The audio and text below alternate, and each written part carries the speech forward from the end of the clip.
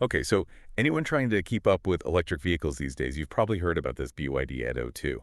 Now, It's generating some buzz. definitely, it's being talked about as a potential top car in the B segment.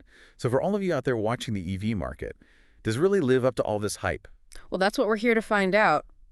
For this deep dive, we've got some really interesting insights from uh, Calpurnia. They're Hmm. really taking a close look at this car. So our goal today is to break down why this Atto 2 is getting so much attention. Like, what are the big takeaways for anyone following this whole electric car revolution? Yeah, totally. So to get started, maybe we could jump right into something that BYD is getting a lot of attention for. Hmm. Their battery tech. The sources we're looking at today really highlight that BYD is leading the pack in this area. Absolutely. And it's not just about the sheer number of batteries they're making, it's their whole approach, like how they're integrating the batteries into their cars. The Atto 2 uses BYD's e-Platform 3.0. Now, this platform was designed from the ground up specifically for EVs, so they're really optimizing things like battery placement, how they manage the temperature, and just overall efficiency. But the really cool part is this thing called cell-to-body technology, or as they shorten it, CTB. CBB, yeah. That sounds like a pretty fundamental change. Yeah. So for someone like me trying to understand the latest and greatest, what exactly does that involve? Okay, so basically with CTB, the battery pack, which they call the blade battery, isn't just like another part bolted into the car's frame. It's actually built directly into the structure of the car. Right. Imagine the battery pack itself becoming like part of the floor of the car. Wow. So So the battery is actually a structural part of the car. That's pretty wild. And the stores even mentioned this is something that's like unique to BYD. What are the benefits of doing this? Like for me, if I'm thinking about buying this car, what do I get out of that? Well, there are quite a few advantages. First off, it makes the car way more rigid structurally. By integrating the battery like that, you're basically making the whole body of the car stronger, more solid. And that means you actually get more space inside because they don't need a separate, bulky battery compartment. Plus, it saves weight, which is always good for an EV because it means it can go farther on a charge, and it even makes the car quieter because the battery helps to block out noise. So it's really fascinating, right? They've taken this really important part, the battery, and made it do all these other jobs within the car. It makes you wonder why other car companies aren't doing this too. Yeah, that's a good question. Right. So the big takeaway here is that BYD isn't just messing around with batteries. They're totally rethinking how they build cars around those batteries. Okay, that makes sense why people are excited about this. So let's zoom out a little bit and look at the bigger picture. Where does the Atto 2 fit into BYD's overall strategy, especially as they're trying to break into the European market? So this launch is a huge part of their new European offensive. They've had a crazy year. 2024 was a record breaker for them globally. They sold, get this, 4.2 million vehicles. And their goal is to launch at least one new model in Europe every quarter, which is pretty ambitious. Yeah, that's a lot of cars. Yeah. And the source also mentioned they're celebrating some big milestones this year. Their 30th anniversary, they produced 10 million units, and they're number one in new energy vehicles. They're even catching up to Tesla in sales. That's some pretty fast growth. Yeah, it really is. And what's amazing is not just the number of cars they're selling, but how quickly they've grown. It kind of feels like things are changing in the car world. The big traditional car companies are suddenly facing some serious competition from these EV specialists who are growing so fast. When you look at like the rankings of all the global car brands, BYD is already in third place behind Toyota and Volkswagen, and that's just for the brand itself. If you look at the entire BYD group, they're in sixth place. So, this isn't some fluke. They're becoming a major player. So, for someone thinking about their next car purchase, BYD isn't just playing around in Europe. It seems like they're here to stay. How are they actually planning to make that happen? What's their strategy? Expanding their sales and service network is definitely key. They've already increased the number of dealerships and service points they have. And they're aiming for even more by the end of the year. So, it's not just about selling cars. They're building a whole support system around those cars to reassure European customers that they'll be taken care of even after they buy the car. Yeah, that makes sense. And it looks like they're in it for the long haul, even talking about producing cars in Europe. The source mentioned Hungary as a possible location. Right. They're considering producing the Atto 2 in Szeged, Hungary, starting in late 2025. That would be a major move. For you as a customer, that could mean better prices and availability down the road. So even though right now they're just launching this one version, there are hints that we might see more options in the future, like a long-range version, even a hybrid. Yeah, there are definitely some hints about what's coming. The source mentions a potential long-range version with more range, obviously. And then there's a possibility of a hybrid model using their DMI technology. That's BYD's approach to hybrids, where you mostly drive on electric power, but you have a small gas engine as backup so you don't have to worry about running out of charge. But for now, they're focusing on this one model with two different trim levels, which they see as perfect for city driving. So they're starting with a specific target audience in mind, and then they'll expand from there. Okay, so a city-focused EV with the potential for more options later. Let's actually talk about the car itself, the design, the dimensions, all the tech inside. The source mentions that Wolfgang Egger's style center was involved in the design. Does this mean it's got a more European look? Would that appeal to European buyers? Well, the source doesn't specifically talk about a European flavor, but the fact that they worked with Wolfgang Egger Style Center definitely suggests they were thinking about what European buyers would like. The Atto 2 is a five-seater SUV, compact, built on that e-Platform 3.0 we talked about. So, it fits right into a really popular segment in Europe, very practical, something a lot of buyers are looking for. And practically speaking, what are we talking about in terms of size? The course gives us the numbers: 4,310 millimeters long, 2,620 millimeter wheelbase, 1,830 millimeters wide, and 1,675 millimeters tall.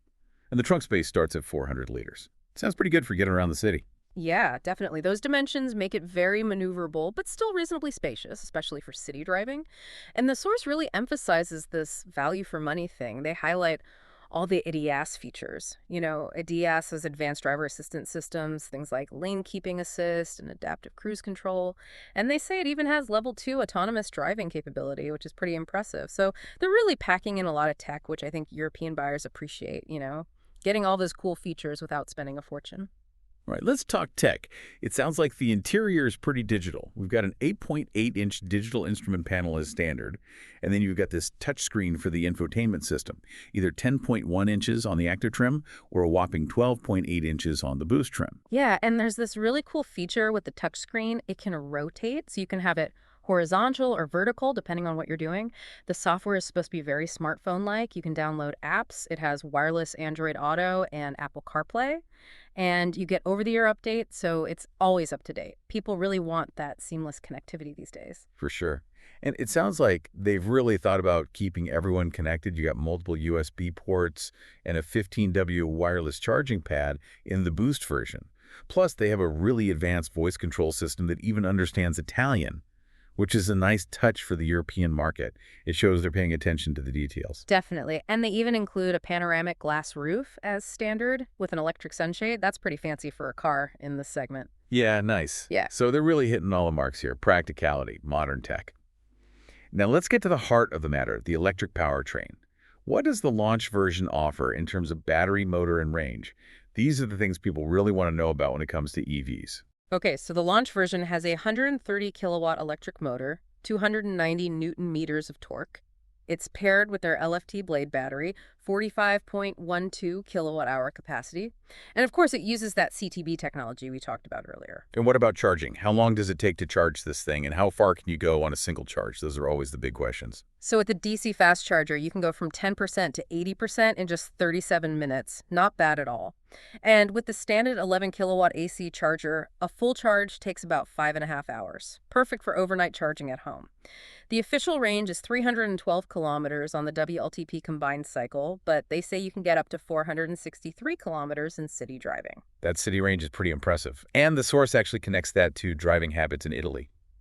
They say only a very small percentage of drivers there travel more than 50 kilometers a day. So for most people's daily commutes, that range should be more than enough. Exactly. It's really designed for everyday driving in the city. In terms of performance, they say it can do 0 to 100 kilometers per hour in 7.9 seconds, and the top speed is 160 kilometers per hour. And here's another important detail. They've included a heat pump as standard. That's great for maintaining efficiency in all kinds of weather, from freezing cold to scorching hot summers. A heat pump is definitely a smart move. What about the driving experience? How does it handle? Is it comfortable? The source talks about the suspension setup and turning radius. It's got a McPherson strut suspension in the front and a torsion beam in the rear, a pretty common setup for this kind of car. And with a turning radius of 5.25 meters, it should be very easy to maneuver in tight city streets, and parking should be a breeze. Speaking of driving, the Calpurnia Insights mention a test drive in Turin. What did they think of the car after actually driving it? It's interesting they chose Turin, a city with a lot of history in the car industry. They drove the car for 40 kilometers through all kinds of different environments. One thing they noticed was that it felt very similar to drive to BYD's more expensive models, the Seal U and Celian 7. So they're clearly bringing some of that high-end feel to this more affordable model. So even though it's in a lower price bracket, it still feels like a sophisticated car. That seems to be the takeaway. They really liked how agile it felt in city traffic. And they were impressed with the real-time energy consumption data that's displayed on the dashboard, so you can really keep track of how efficiently you're driving. They also like that you can easily switch between different driving modes, eco, normal, sport, even a snow mode for better traction in slippery conditions.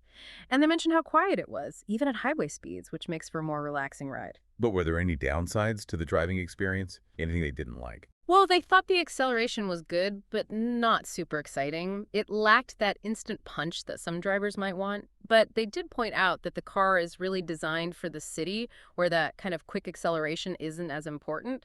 And they actually measured the energy consumption during their test drive. They got 13.1 kilowatt hours per 100 kilometers overall and an impressive 6.6 kilowatt hours per 100 kilometers in city traffic. So, it's definitely efficient in its natural environment. Yeah, having that real-world data on energy consumption is really helpful. Okay, so let's go through the pros and cons as the source lays them out. What are the main advantages of this car? Okay, so Calpurnia highlights the habitability, comfort, and space. They were impressed with how much room there is for passengers and luggage, especially for a car of this size, and they really liked the 400-liter trunk. Then there's the energy consumption. The Blade battery is very efficient in both city and highway driving. And finally, they really praise the value for money. You get a lot of tech for the price, features that you'd normally find in more expensive cars. So, lots of good stuff there. But what about the downsides? What are the drawbacks? Well, the main issue is the range. That 312 kilometers of combined range might not be enough for everyone, especially if you do a lot of long-distance driving. They also weren't crazy about the design of the central console, specifically the gear selector area. They thought it was a bit cramped and didn't have enough space for buttons and storage. And lastly, they pointed out that a lot of the controls are on the touchscreen, which, some people might like, but others might prefer having more physical buttons. It's an interesting debate, how much should we rely on touchscreens in cars? Yeah, for sure. That's a personal preference thing. Okay, finally, let's talk money. How much does this thing cost? And what are the different versions you can get? So in Italy, the BYD Atto 2 is launching with just one powertrain option for now. That's the 130 kilowatt motor with the 45.12 kilowatt hour Blade battery and the CTB technology. But you have two trim levels to choose from. The Active starts at $29,990, and the Boost, which has more features, starts at $31,990. The standard color is climbing gray, but you can get other colors for a bit extra. And are there any special offers or deals for people who buy it now? There is a promotion going on where you can get a discount if you finance through Can Auto Bank. And this is interesting. They have a program where you can buy the car now and then switch to the long-range version when it comes out in a year. So if you're worried about the range, that could be a good option. Okay, so to wrap up this deep dive into the BYD Atto 2, what are the key strengths here? I think the big things are the battery technology, that cell-to-body design. It's efficient, it gives you more space inside, and the car itself is very efficient. It's got a lot of great tech for the price, and BYD is clearly serious about the European market. And the things to watch out for? Well, the range might not be enough for everyone, and some people might not like that so many of the controls are on the touchscreen. It definitely sounds like a really interesting option for people who do a lot of city driving and who are looking for an electric car that's packed with features and doesn't break the bank. As the EV market continues to grow, I think the BYD Atto 2 is a car to keep an eye on. I agree. It's amazing to see how quickly things are changing in the car industry and how companies like BYD are pushing the boundaries with new technology and design. It's exciting for consumers because it means more choices and better cars. Yeah, for sure. It makes you think about what's really important to you in a car, what features are must-haves, and how all these new technologies are going to shape the future of driving. Thanks for joining me for this deep dive. It was my pleasure. And hey, if you found this exploration of the BYD Atto 2 interesting, give us a like. And to stay up to date on all our future deep dives into the latest and greatest in tech and beyond, go ahead and subscribe to the channel.